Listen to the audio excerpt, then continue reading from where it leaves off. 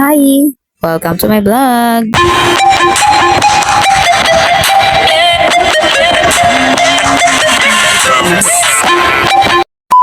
Sa sobrang busy ko sa paggawa ng Graham bar ko, dahil araw-araw na ako gumagawa, Sana all.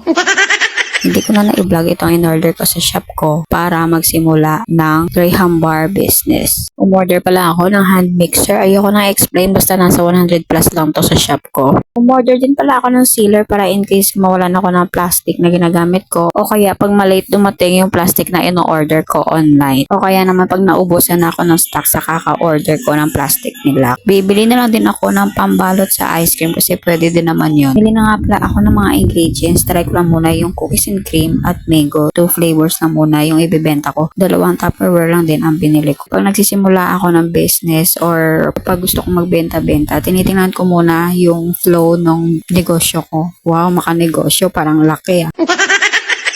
Kung talagang papatok ba or hindi. Kasi gano'n naman talaga sa business eh. Merong trial and error. Wow! So, ito na nga kinabukasan at binalot ko na nga first time kong gumawa ng Graham bar. Nakagawa nga pala ako ng 72 pieces dahil sa isang Tupperware is 36 pieces na yung magagawa mo. At ito na nga mga mamas. O diba, first time ko palang gumawa nito at sold out kaagad. So, bukas ulit. Maraming salamat sa mga bumili. Thank you so much for watching mga mamangs. Bye-bye!